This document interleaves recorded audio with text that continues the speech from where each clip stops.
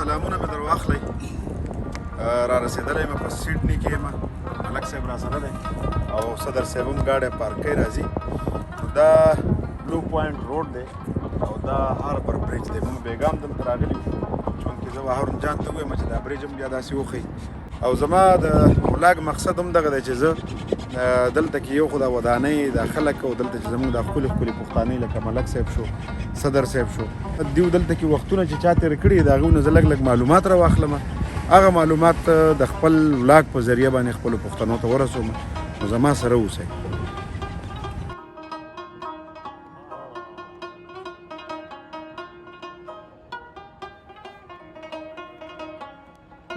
هارون جان په خیرونه.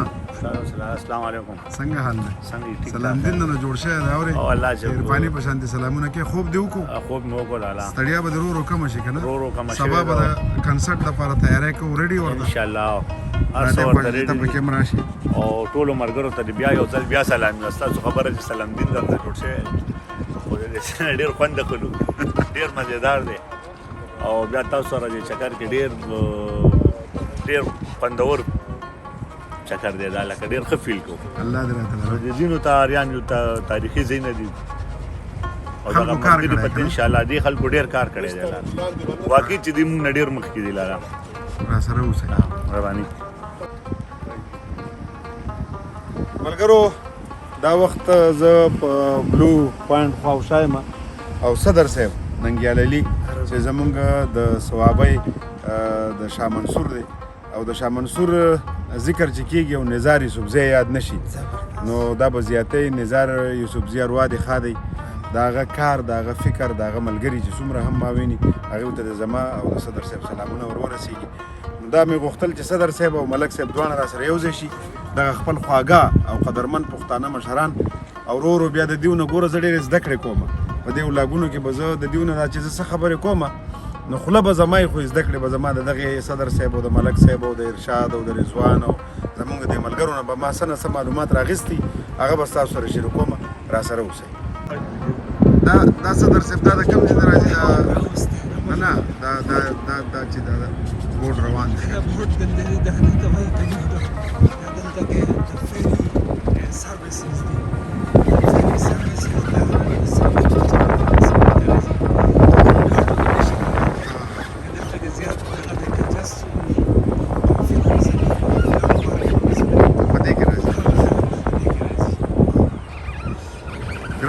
اوریدونکو او کتونکو تاسو به اورېدلي وي صدر صاحب خبره چې دغه بوټ چې کوم دی دا چې په دې اوبو کې را روان دی نو هغه خلک چې هغه په ګاډو کې نشي راتلی یا په جهازونو کې نشي راتلی دلته چونکې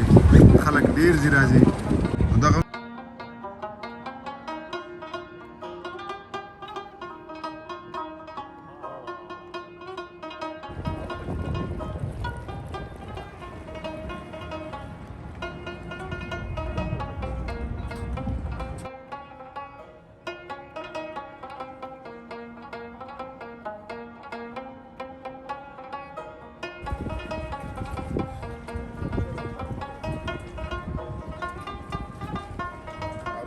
دلته یخني ختمیږي او ګرمي راځي مونږ یې لکه د کالام د یخنۍ په شانې محسوسوو. دا سمندر دی د دې ځای سیند دی دغه ملګري پکې معیار رانیسي دوی به د دې ښه باقاعده تپوس کړی اجازت به یې اخیستی. دا ډېر ښکلی ځای دی ګرانو کتونکو. زه یې چې څو پیرې هم ګورم ښکلی راته لګي نو ستاسو سره یې ځکه شریکوم. زمونږ صدر صاحب را روان دی. صدر صاحب هلکان را نږدې دي؟ هلکان راځي. هلکانو نه لاره غلطه شوې ولګي. را به شي وګوره مشران دې خدای پاک وي د مرغوم نه روکوي که نه نو زمونږ صدر صاحب رضوان ته او ارشاد ته لاره وښول هغوی به هم اوس راشي.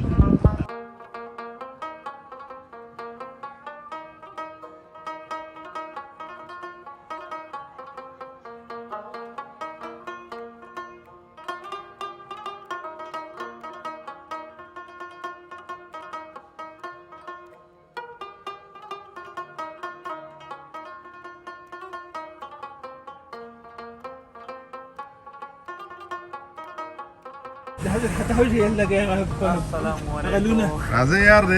یخنۍ نه مړه کړو. راځئ راځئ راځئ راځئ راتاو شئ چې زو پارک ته دا موسم چې وسنۍ کوم تاسو یې ساړه دي د ملبن مطابق دا ګرمي ده هلته ډېر سخت ساړه دي شاید ډېر خراب اوس په دې خبره باندې تاسو حساب کوم رضوان خانه دا کوم ځای دی دا بالکل نور سیډنی ده او دا دې ته د سیډنی لمن وایي دا پاسه برج دی او دا چې دی لونا پارک دی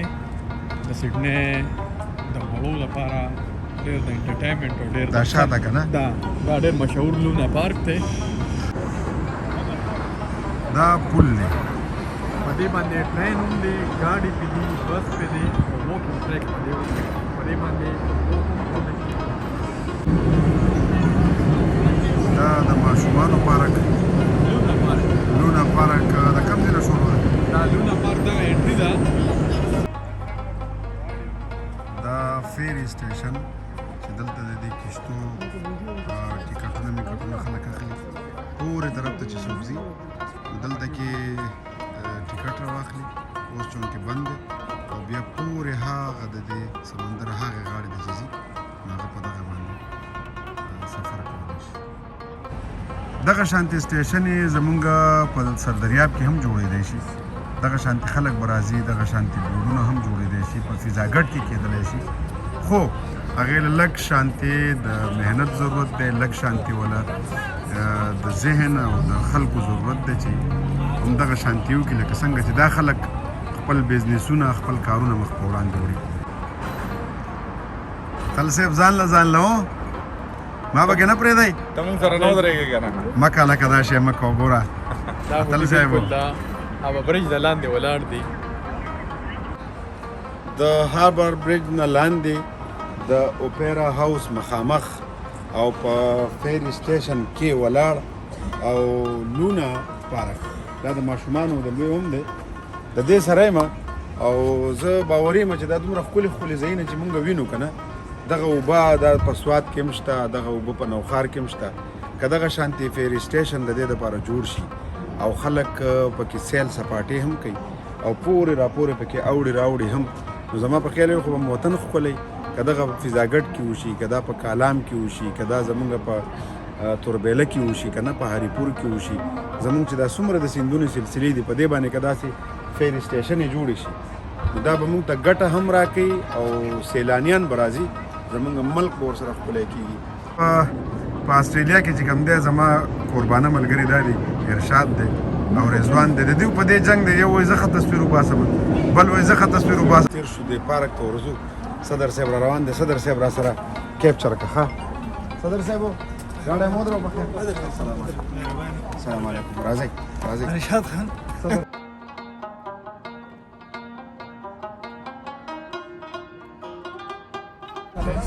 ملک صاحب تاسو کیسې سمې روانې دي بالکل جی هارون سره خبرې مبرې صحیح دي تاریخ خان ما ته تاریخ وایي د آسټرالیا هغه تاریخ راته وایي چې څنګه دغه دا بیا ما سره ته شریک یې که تاریخ را سره شریک زه هم زه شیر کوم کار خان مې سره هم اتل خان مې سره هم شیر کی د آسټرالیا تاریخ چې هر څومره هم زوړ شي که نه خو د امیر کروړ بابا په غزل کې د کابل او د زابل ذکر راغلی دی او د پیښور د خوشحال بابا په شعرونو کې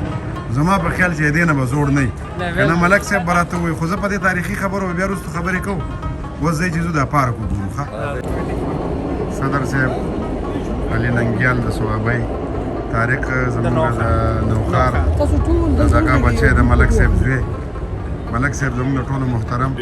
هارون جان او وقار اتل دغه پکې راولم دا رضوان او دا ارشاد خان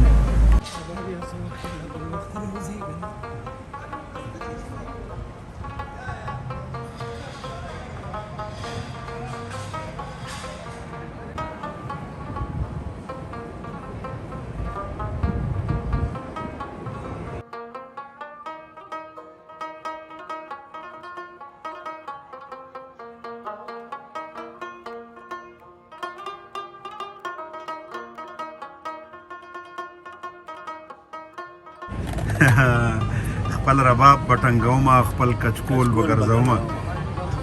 د اجمل خټک بابا شعر مخې ته راغی هارون دی وقار اتل دی او بیا زموږ سره طارق صدر صاحب او ملک صاحب اتل صاحب